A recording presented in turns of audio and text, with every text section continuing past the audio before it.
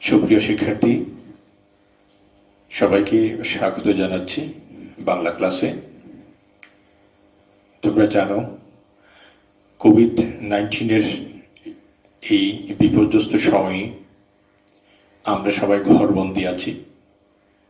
ধরতে গেলে পুরো বিশ্ব এখন ঘরবন্দি, কিন্তু আমাদের এইভাবে তো থেমে থাকলে চলবে না, আমাদের কর্মকাণ্ড চালিয়ে যেতে হবে। বাংলাদেশ সরকারের শিক্ষা মন্ত্রণালয় এবং মাউসি সরকারি তথা দেশের সকল শিক্ষা প্রতিষ্ঠানগুলোকে নির্দেশনা দিয়েছেন এই দুর্যোগপূর্ণ সময়ে অনলাইনে ক্লাস চালিয়ে যাওয়ার জন্য। সরকারি হাজী মোহাম্মদ মহসিন কলেজ চট্টগ্রাম সরকারের এই নির্দেশনা মেনেই এই অনলাইন ভিত্তিক ক্লাস চালু করেছে এবং তোমাদেরকে পড়াশোনার কাজে সহায়তা করার জন্য আমরা নীতিগতভাবেই বদ্ধপরিকর। কথা না বাড়ি আমরা আমাদের পাঠের মধ্যে যাই। আমরা জানি আমরা উচ্চ মাধ্যমিক পর্যায়ে যে বাংলা সিলেবাস আছে সেখানে 4 ধরনের বিষয় আছে। একটা হচ্ছে সাহিত্য পাঠ। সাহিত্য পাঠের মধ্যে 2 অংশ, গদ্যাংশ এবং পদ্যাংশ। গদ্যের 12টি পাঠ তোমাদের জন্য নির্ধারিত করা আছে এবং কবিতার অংশের মধ্যে 12টি কবিতা তোমাদের জন্য নির্ধারিত করা আছে। এর সাথে আছে একটি উপন্যাস যেটা যার ব্যাপ্তি হচ্ছে 65 পৃষ্ঠা এবং একটি ছোট্ট অর্থাৎ 48 পৃষ্ঠার একটা নাটক সিরাজদৌল্লাহ। এই মিলিয়ে আমাদের বাংলা প্রথম পত্র।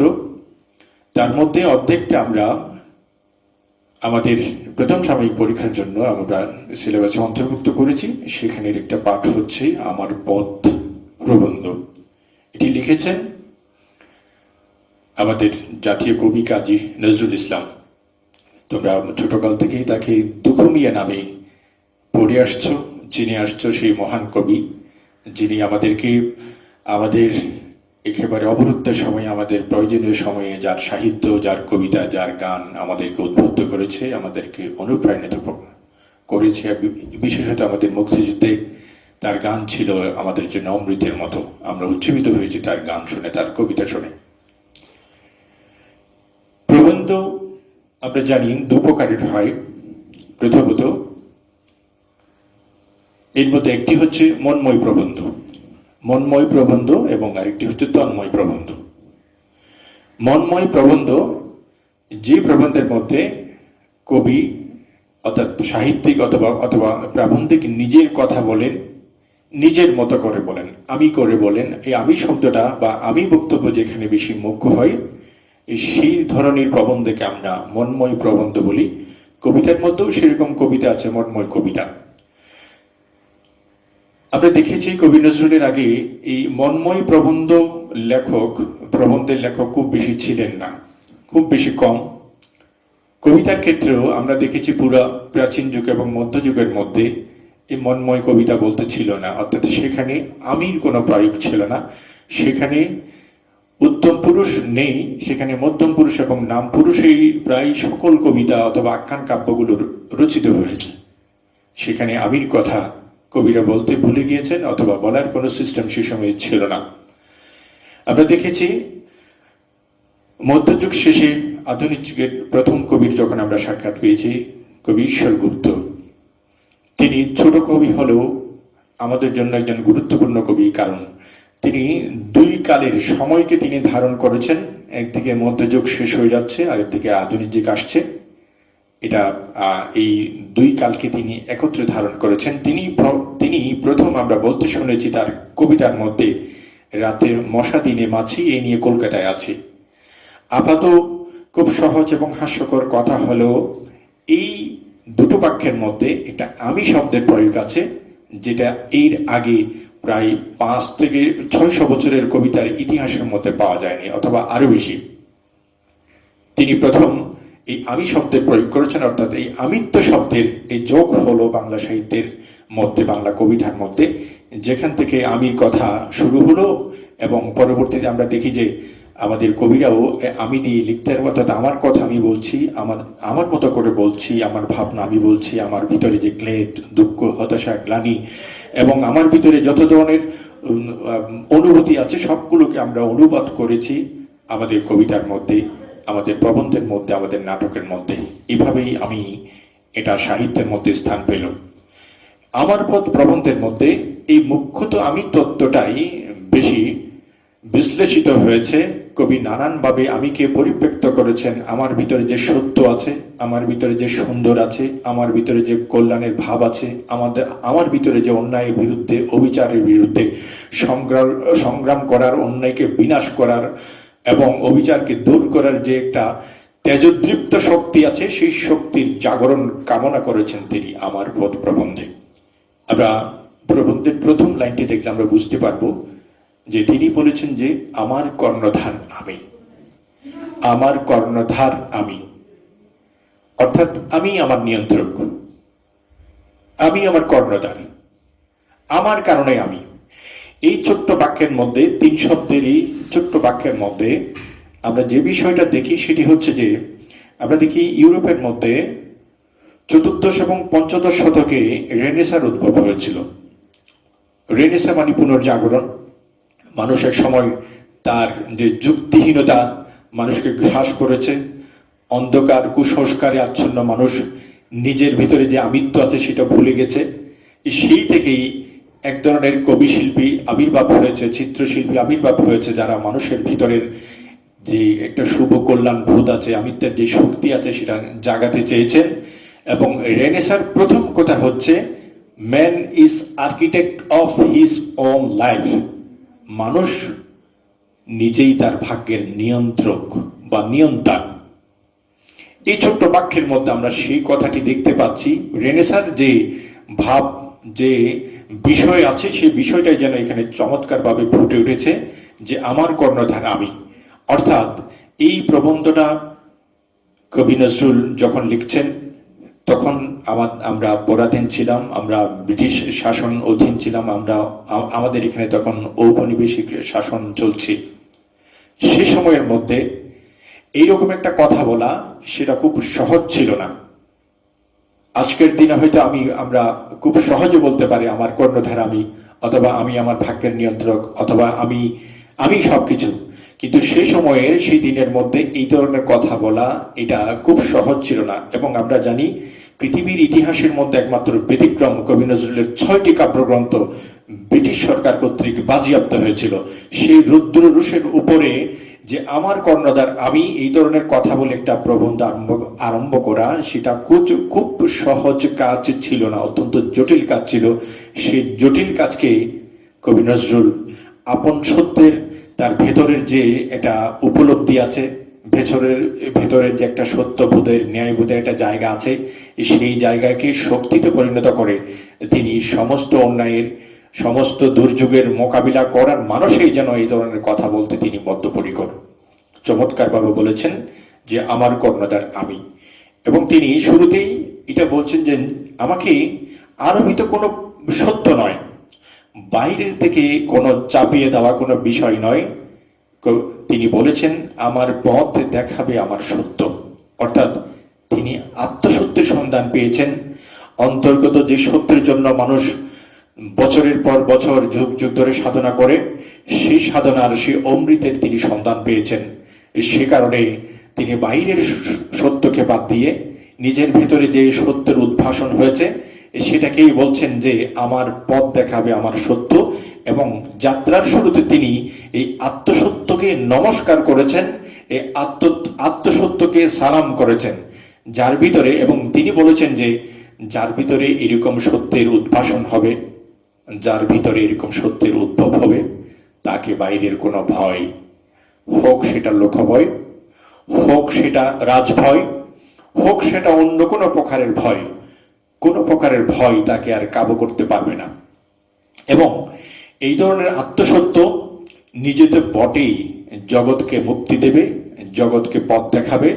এবং এই আত্মসত্য যখন ভিতরে আবিষ্কার হয় তখন তার ভিতরের কালিমা দূর হয়, অন্ধকার দূর হয়, ভণ্ডামি থাকে না, মেকিপাপ দূর হয়ে যায়। প্রাবন্ধিক বলেছেন, যে মানুষের ভিতরে ভয় আছে, যে মানুষের ভিতরে আত্মসত্যের এই আমিটা আবিষ্কৃত হয়নি, সে মানুষ বাইরের জগৎকে সবসময় ভয় পাবে। বাইরের জগতের যে সত্য আছে সেটাকে মোকাবেলা করতে ভয় পাবে, বাইরের জগতের যে অন্যায় অবিচার আছে সেটাকে মোকাবেলা করতে ভয় পাবে। তার অবস্থা হবে কর্মবৃত্তি, কুয়োর ব্যাঙের মতো, অথবা কোনো সীমাবদ্ধ মানুষের মতো। সে বাইরের বাস্তবতাকে, বাইরের সত্যকে সে মোকাবেলা করতে ভয় পাবে। সে কারণে এখানেই মুখ্যত প্রাবন্ধিকের মূল কথা যে এই আমিটাই হচ্ছে জগতের সমস্ত মিথ্যাকে, সমস্ত ভণ্ডামিকে, সমস্ত অনাচারকে দূর করার একমাত্র উপায়, একমাত্র পাথেয়। এ কারণেই আমরা দেখি যে এই আমি তত্ত্বটা কতটা গুরুত্বপূর্ণ। সক্রেটিস বলেছেন, নো দাই সেলফ, নিজেকে চিনো। বেদের মধ্যে আছে আত্মানং বৃদ্ধি, আত্মাকে বড় করো, আত্মাকে বিকশিত করো। এবং সেই কথাটাই আমরা আমরা রবীন্দ্রনাথের কবিতায় শুনেছি, অন্তর মম বিকশিত করো অন্তরতর হে। স্রষ্টার কাছে তিনি প্রার্থনা করেছেন নিজের অন্তরকে বিকশিত করার জন্য। এবং পবিত্র কোরআনের মধ্যে মহান আল্লাহ পাক সেই কথাটাই চমৎকারভাবে বলেছেন যে, মান আরাফা নাফসাহু ফাকাদ আরাফা রাব্বাহু। যে ব্যক্তি নিজেকে চিনেছে, নিজেকে আবিষ্কার করে আত্মসত্যের সন্ধান পেয়েছে, সে প্রকৃতপক্ষে নিজেকে নয়, আল্লাহকে চিনেছে। তাই স্রষ্টাকে চিনতে হলে আগে নিজেকে চিনতে হবে। নিজেকে চিনতে হলে নিজের ভিতরের কালিমা দূর করতে হবে, নিজের ভিতরের অন্ধকার দূর করতে হবে, নিজের ভিতরে যে মলিনতা আছে সেটাকে ধুয়ে মুছে আগুনের সম্মার্জনা দিয়ে, যেটা আমাদের প্রাবন্ধিকের কথা, আগুনের সম্মার্জনা দিয়ে সেটাকে পরিষ্কার করতে হবে।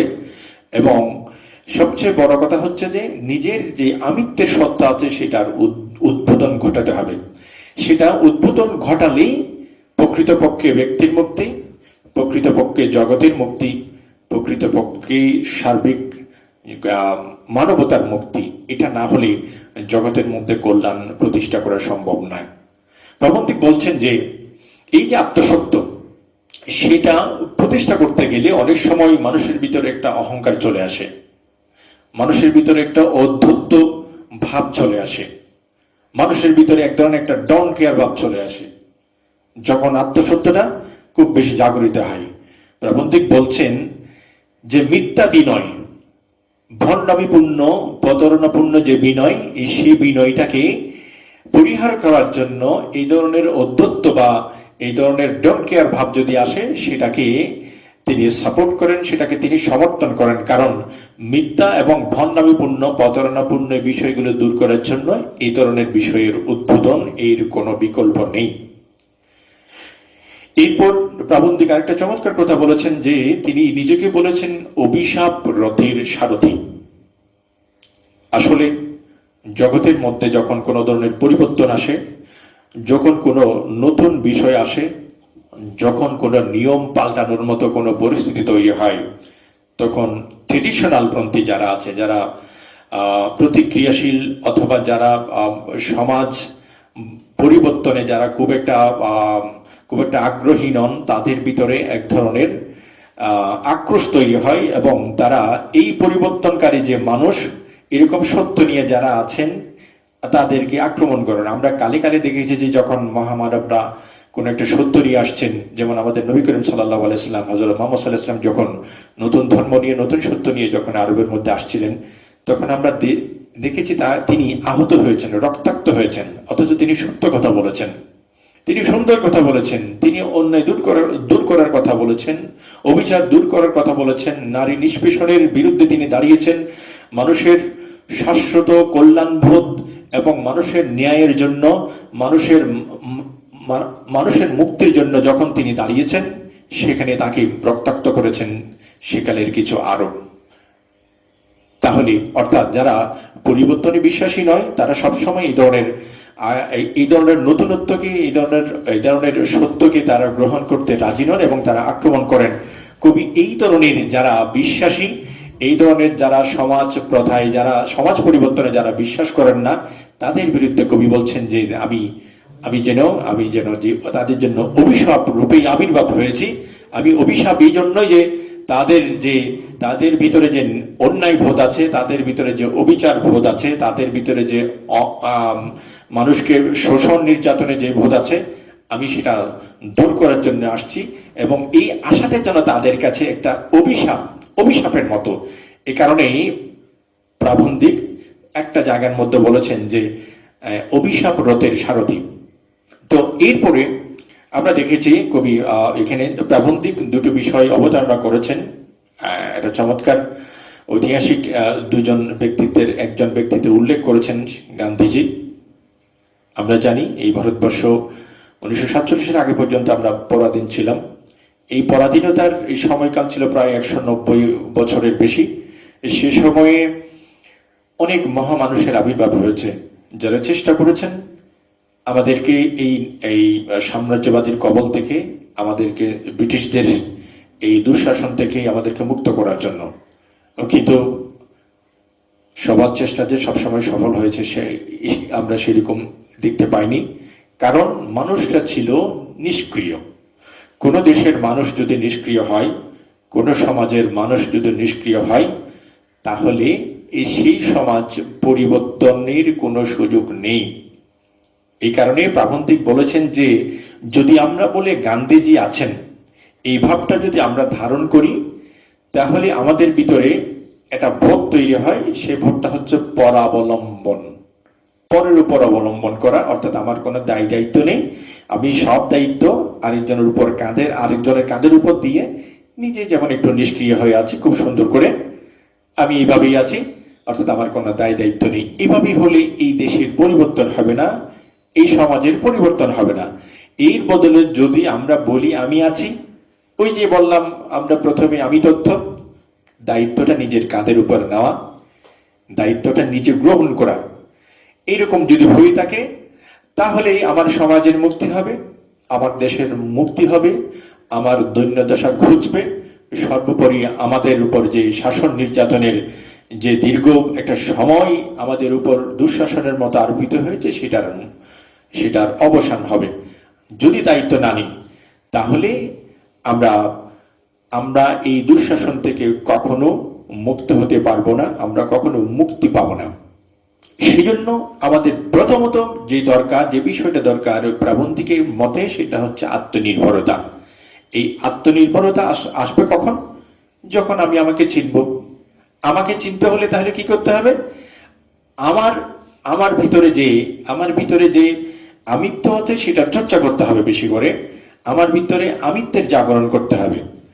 এবং এই যে আমিত্বের জাগরণ, এই যে আমিত্বের চর্চা, প্রাবন্ধিক বলেছেন সেটা কোনো ভণ্ডামি নয়, এটা কোনো মেকি ভাব নয়। এই ধরনের ভাব মানুষের শির উঁচু করে, মানুষের মাথা একেবারে হিমালয়ের জায়গার মধ্যে নিয়ে যায়। মানুষ তখন নিজের যে আত্মমর্যাদা আছে সেটা সবখানের মধ্যেই প্রতিষ্ঠিত করতে পারে। তাই প্রাবন্ধিক বলেছেন যে এই ধরনের বিষয় যার ভিতরের উদ্বোধন হয়, তার ভিতরে একটা ঢন ক্রিয়ার ভাব আসে, একটা ঢন ক্রিয়ার ভাব আনে। এই যে ভাব বলে যে এটা দম্ভ নয়, এটা শুধু তারাই অসাধ্য সাধন করতে পেরেছে, এই ধরনের বিষয় যারা এই আমিত্বকে, নিজের ভিতরের আমিকে জাগ্রত করতে পেরেছে, নিজের ভেতরের আমিকে উদ্বোধন করতে পেরেছে। প্রাবন্ধিক এরপরে বলেছেন যে নতুন কিছু আসলে পুরাতনকে ধ্বংস করে ফেলতে হয়। আমরা একটা কবিতার মধ্যেও, তার এই প্রলয় উল্লাস কবিতার মধ্যে সেই কথাটা দেখেছি। সেটাই ভেবেই তিনি বলেছেন যে ওরে ধ্বংস দেখে ভয় কেন তোর, প্রলয় নূতন সৃজন বেদন। অর্থাৎ ধ্বংস থেকে কেন ভয় পাচ্ছ? যে কোনো প্রলয়, যে কোনো ধ্বংসের পেছনে একটা নতুনের ইতিহাস আছে। এই যে একটা বেদনাময়ী পরিস্থিতি, সেটা তোমাকে মেনে নিতে হবে। তাহলে যার ভিত্তি নেই, যার ভিত্তি পচে গেছে, যার ভিত্তি নষ্ট হয়ে গেছে, যে এ সমাজের জন্য উপযুক্ত নয়, যার ভিতরে যে বিষয়টা এখনের জন্য যুক্তিযুক্ত নয়, যে বিষয়টা এই আধুনিক সমাজের জন্য উপযুক্ত নয়, সে বিষয়টাকে উপড়ে ফেলতে হবে, সে বিষয়টাকে ফেলে দিতে হবে। এবং সেটা করতে হবে এই কারণেই যে এর মাধ্যমে নতুন সৃষ্টি হবে, নতুনের নতুনের একটা জায়গা তৈরি হবে এবং এই নতুনত্বের মাধ্যমে একটা নতুন সমাজ রচিত হবে। দেশের যারা শত্রু, দেশের যা কিছু মিথ্যা, ভণ্ডামি, মেঘি, এসব কিছু দূর করার জন্য প্রাবন্ধিক বলেছেন দরকার হবে আগুনের সম্মার্জনা। আগুনের সম্মার্জনা এই শব্দটা একটু ব্যাখ্যার দাবি রাখে আগুনের সম্মার্জনা। আগুনের সম্মার্জনা। আমরা আমাদের কাপড় পরিষ্কার করার জন্য সাবান ব্যবহার করি, নানান ধরনের ডিটারজেন্ট ব্যবহার করি। প্রাবন্ধিক বলেছেন যে এই যে মেখিবাব, এই যে ভণ্ডামি, এগুলো দূর করার জন্য দরকার হবে আগুনের সম্মার্জনা। আগুন দিয়ে কোন ময়লা, এগুলো আগুন দিয়ে ধুয়ে মুছে পরিষ্কার করার যে বিষয়, ঘষে মেজে পরিষ্কার করা, আগুন দিয়ে ঘষে মেজে পরিষ্কার করার এই বিষয়টাই প্রাবন্ধিক বলেছেন আগুনের সম্মার্জনা। তাহলে কেন আগুন? আমরা জানি আগুন একটা জিনিস যেটা সবকিছুকে জলে পুরে ছাই করে। আসলে ছাই এক ধরনের পরিশুদ্ধতা। ছাই হচ্ছে এক ধরনের পরিশুদ্ধতা। আমাদের ভিতরের এই যে নেতিবাচক বিষয়গুলো আছে, সেগুলো দূর হলে, ওইগুলো দূর করতে হলে আসলে এই আগুনের সম্মার্জনার কোনো বিকল্প নেই। সে কারণে ভেতরের এই কালিমা, ভিতরের কালো, এরকম ভণ্ডামি, এরকম মেখিভাব এবং এরকম দেশের বিরুদ্ধে যারা অবস্থান নেয়, যারা দেশের শত্রু, যারা দেশের শত্রু, যারা জনগণের শত্রু, যারা মানবতার শত্রু, তাদেরকে দূর করতে হলে, তাদের অ্যাক্টিভিটিস বা তাদের কর্মকাণ্ড দূর করতে হলে এই আগুনের সম্মার্জনার কোনো বিকল্প নেই। এই কারণে প্রাবন্ধিক এটার উপর খুব বেশি করে গুরুত্ব দিয়েছেন। সর্বশেষ এই যে আত্মসত্যের কথা বলেছেন, সমাজ পরিবর্তনের কথা বলেছেন, পরাবলম্বন বলেছেন, স্বাবলম্বন বলেছেন এবং ভিতরের আগুনের সম্মার্জনে একটা সমাজের ধুয়ে মুছে একেবারে পরিষ্কার পরিচ্ছন্ন করার একটা নতুন সমাজ বিনির্মাণের কথা বলেছেন। এগুলো করতে গিয়ে তো সাধারণত ভুল হতে পারে। মানুষ ভুলের ঊর্ধ্বে নয়, প্রাবন্ধিক বলেছেন তিনিও ভুলের ঊর্ধ্বে নয়। ভুলের মধ্য দিয়েই সাধারণত নতুন সত্যকে পাওয়া যায়, নতুন ভাবনাকে পাওয়া যায়, নতুন বিষয়কে পাওয়া যায় এবং নতুন একটা আইডিয়া মানুষের ভিতরে তৈরি হয়। যে মানুষ ভুল করতে রাজি নয়, যে মানুষ ভুলকে স্বীকার করেন না, তার ভিতরে কোনো নতুনত্ব আসবে না। কারণ ভুলই তো নতুনের সম্ভাবনা। যে কোনো গবেষণা সবসময় সফল হবে এমন নয়। হাজার হাজার গবেষণা পৃথিবীর মধ্যে নিষ্ফল হয়েছে, কিন্তু এই নিষ্ফল গবেষণা সফল গবেষণার দ্বার উন্মোচিত করেছে। গবেষণা নিষ্ফলতা মানি সেই আসলে নিষ্ফলতা নয়, এটা নতুনত্বের সম্ভাবনা। কারণ 10টা গবেষণার মধ্যে একটা সফল হবে। তাহলে আমরা যদি এই 9টা ভুল হবে, একটা সফলতার জন্য 9টা ভুল করতে যে রাজি নন, তার মধ্যে কোনো সৃষ্টি নেই, তাকে দিয়ে এই জগতের কোনো উপকার হবে না। সে মনুষ্যত্বের একটা বোঝা, সে পৃথিবীর একটা বোঝা, সে দেশের একটা বোঝা। অতএব ভুলের মধ্য দিয়েই প্রাবন্ধিক বলেছেন যে ভুলের মধ্য দিয়ে যে সত্য পাওয়া যায়, সেই সত্যের জন্য তিনি বারবার ভুল করতে রাজি আছেন। তবে এই ভুলটা স্বীকার করতে হবে। ভুলের উপর গো ধরে, ভুলকে ভুল বলে স্বীকার না করে, ভুলকে এটাকে শুদ্ধরূপে চালিয়ে দেওয়ার জন্য যারা চেষ্টা চালায়, কবি বা প্রাবন্ধিক তাদের দলভুক্ত নন। বলে যে ভুলকে স্বীকার করব, এই কারণে যে এই ভুল স্বীকারের মাধ্যমে আমাদের সমাজের মধ্যে একটা নতুন বিষয় আসবে, আমাদের নতুনত্ব আসবে। সর্বশেষ যে প্যারাটা আছে সেখানে তিনি বলেছেন যে মানুষ ধর্মই সবচেয়ে বড় ধর্ম। সব ধর্ম আসছে মানুষের জন্য। জগতে অনেক ধর্ম আছে আমরা জানি। সকল ধর্মের মূল কথা হচ্ছে মানুষের কল্যাণ, মানুষের জন্য ন্যায়, মানুষের জন্য শুভবোধ, মানুষের জন্য একটা সুন্দর সমাজ বিনির্মাণ। এছাড়া আর তো কিছুই নাই। অতএব ধর্ম তো মানুষের জন্য। তাহলে যে ধর্ম, পৃথিবীর সব ধর্মের মধ্যে আসলে সুন্দর সুন্দর কথা আছে, সুন্দর সুন্দর ওখানে সমাজ গঠনের কথা আছে, মানুষের জীবন পরিচালনা করার জন্য নানান ধরনের দিক নির্দেশনা আছে। তারপরেও কেমন জানি আমাদের ভিতরে একটা বিভেদ তৈরি করেছে। ধর্মে ধর্মে, মানুষে মানুষে কোনো কোনো ভাব, কোনো কোনো ধর্ম আমাদেরকে পরস্পরের শত্রু করে তুলেছে। পরস্পরকে ঠেলে দূরে করে দিয়েছে। বিশেষত আমরা দেখেছি ভারতীয় উপমহাদেশের মধ্যে ঔপনিবেশিক শাসন আমলে হিন্দু মুসলমানের যে দাঙ্গা, প্রাবন্ধিক বলেছেন এরকম পরস্পর বিরোধী ভাব নিয়ে একটা দেশকে আসলে উদ্ধার করা যায় না, একটা জাতিকে উদ্ধার করা যায় না, মানুষকে উদ্ধার করা যায় না। এর জন্য দরকার মিলন, এর জন্য দরকার অন্তরের আন্তরিক ভাব, এর জন্য দরকার পরস্পরের কাছাকাছি আসা, এর জন্য দরকার একজনের জন্য আরেকজনের অনুভব তৈরি হওয়া।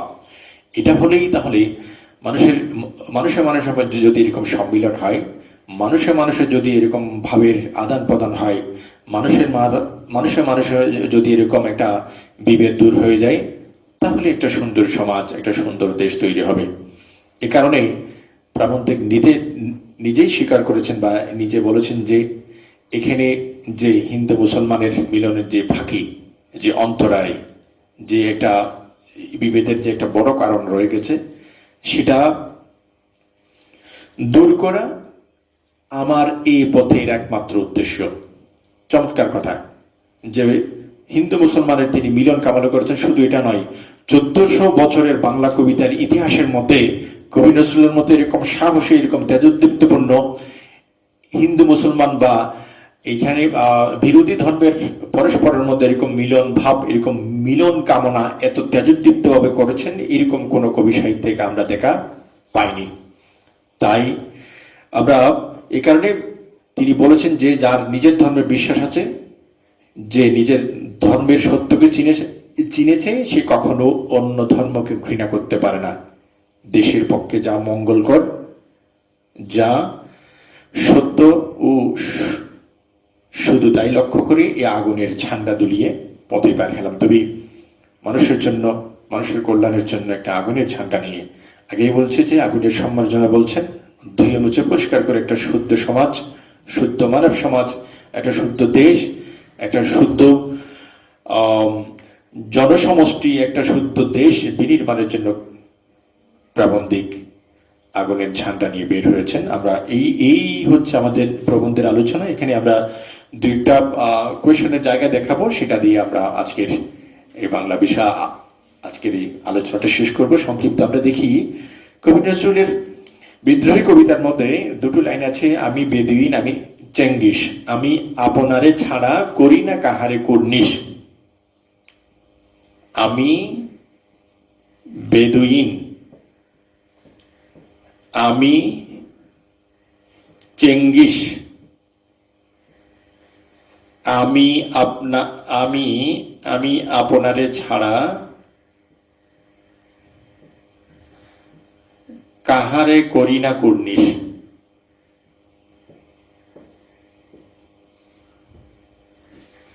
এটা একটা ছোট্ট উদ্দীপক, এটার উপর একটা চমৎকার একটা কোয়েশ্চেন হতে পারে। এটা সাধারণত এমসিকিউতে এই ধরনের ছোট উদ্দীপক দিয়ে কোয়েশ্চেন হয়। আমি বেদুইন আমি চেঙ্গিস, এই কবিতার মধ্যে কবি নিজেকে বেদুইন হিসেবে, বেদুইন মানে যার আসলে কোনো স্থায়ী কোনো আবাস নাই, এখানে সেখানে সবখানে। চেঙ্গিস মানে ইতিহাস বিখ্যাত সেই যোদ্ধা, ভয়ঙ্কর যোদ্ধা। আমি আপনের ছাড়া করি না কাহারে কুর্নিশ, আমি নিজেকে ছাড়া আর কাউকে কুর্নিশ করি না। আমি বেদুইনের শক্তি আমার ভিতরে আছে, চেঙ্গিস খানের শক্তি আমার ভিতরে আছে, অতএব আমি নিজেকে নিজেই কুর্নিশ করি, আমি অন্য কাউকে, অর্থাৎ নিজেকে নিজে সালাম দিচ্ছেন। তাহলে এটার সাথে প্রবন্ধের যে কোনো 4টি লাইন অথবা 4টি শব্দ দিয়ে একটা প্রশ্ন মিলিয়ে নিতে পারে। আমরা এইটা লাইন প্রথমে উল্লেখ করেছি, আমার কর্ণধার আমি, আমার স্ত্রীর বিশ্বাস যে এই লাইনটা সেখানে থাকবে, এই ভাবের সাথে এই লাইনের একেবারে চমৎকার একটা সাজুজ্য আছে, সে কারণে উত্তর হবে এটাই। এখানের মধ্যে প্রবন্ধ থেকে বাকি 3টা লাইন উঠিয়ে দিতে পারে, এটা সহ 4টি লাইন। আর এটাকে যদি আমরা, এটা তো হচ্ছে প্রয়োগের কোয়েশ্চেন, এবং এটাকে যদি আমরা উচ্চতর দক্ষতামূলক কোয়েশ্চেনের মধ্যে নেওয়া যায়, তখন বলবে এইরকম মিলের কারণ কি, এইরকম মিলের কারণ একেবারে সংক্ষেপে এটা যদি আমরা বুঝি, পরের অংশটা না বোঝার কোনো কারণ নেই। এরকম মিলের কারণ হচ্ছে যে আমার কর্ণধার আমি, অর্থাৎ এটা হচ্ছে যে আত্মনির্ভরতা, আত্মনির্ভরতা, অথবা এই টাইপের একাধিক বিক্ষেপক দিতে পারেন, বিক্ষেপক দিয়ে সেটাকে বহুপদী কোয়েশ্চেনের মধ্যে নিয়ে যেতে পারেন। এটাও একটা চমৎকার কোয়েশ্চেন হতে পারে, আমার কর্ণধার আমি বলতে এই নিচের কোন বিষয়টি বোঝানো হয়েছে, এই ধরনের একটা কোয়েশ্চেন করতে পারে। আমার কর্ণধার আমি মানি এখানে এর উত্তরটা হচ্ছে আত্মনির্ভরতা। এবং এই প্রবন্ধের মূল কথাটাই হচ্ছে দুটো শব্দ, একটা হচ্ছে আত্মনির্ভরতা, আত্মসত্য, পরনির্ভরতা। পরনির্ভরতা হলে তাহলে নিজেকে অপমানিত করা হয়, এবং এই ধরনের বিষয় হলে মানুষের মুক্তি নেই, দেশের মুক্তি নেই, সমাজের মুক্তি নেই।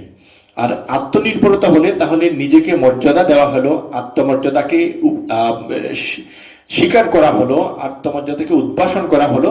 এবং এই ধরনের বিষয় হলে নিজের মুক্তি, দেশের মুক্তি, সমাজের মুক্তি, গণমানুষের মুক্তি হবে। কবি সেটাই প্রত্যাশা করেন। সুপ্রিয় শিক্ষার্থীরা, তোমরা এই দুঃসময়ের মধ্যে ঘরে আছো, সবাই স্বাস্থ্যবিধি মেনে চলছো নিশ্চয়। আমরা তাই চাই সবাই নিরাপদে থাকো, সুস্থ থাকো, পরিবারের সাথেই থাকো। সবচেয়ে বড় কথা হচ্ছে এখন তোমাদের একটা অপূর্ব সময় আসছে। তোমাদের আগে হাটে মাঠে ঘাটে নানান জায়গায় গিয়ে তোমাদের সময় অপচয় হতো, নানান আড্ডার মধ্যে তোমরা সময় পার করতে। এই কোভিড-19 একদিকে আমাদের জন্য মহা ক্ষতিকর, কিন্তু আরেকদিকে আমাদের জন্য পড়াশোনার বড় একটা সুযোগ করে দিয়েছে। আমরা মহসিন কলেজের পক্ষ থেকে, মহসিন কলেজের প্রশাসন উদ্যোগ নিয়েছে এই দুঃসময়ের মধ্যে তোমাদের জন্য এরকম অনলাইন ক্লাসের। আশা করি তোমরা আমাদের সাথে যুক্ত হবে এবং আমাদের একাধিক ক্লাস ধারাবাহিকভাবে এই ধরনের ক্লাসগুলো হচ্ছে। আমাদের বিজ্ঞানের ক্লাস এখানে আছে, ব্যবসা শিক্ষা শাখার ক্লাস আছে, এবং মানবিকের সবার ক্লাস এখানে সন্নিবেশিত হচ্ছে। আমাদের যে অনলাইন আছে, আমাদের যে নির্ধারিত আমাদের যে একটা চ্যানেল আছে, যে সেই চ্যানেলের সাথে তোমরা যুক্ত হয়ে সেখান থেকে তোমরা প্রয়োজনীয় নির্দেশনা দেবে। আমাদের ফোন নাম্বারগুলো আমাদের ডায়েরির মধ্যে আছে, অথবা অনেকের সাথে আছে। তোমরা কোনো বিষয় জানতে হলে, পড়াশোনা বিষয়ে অথবা অন্য কোনো সমস্যা যেটা আমরা মিটাতে পারবো, ওরকম কোনো সমস্যা হলে আশা করি তোমরা আমাদের সাথে যুক্ত হবে। সবাইকে ধন্যবাদ।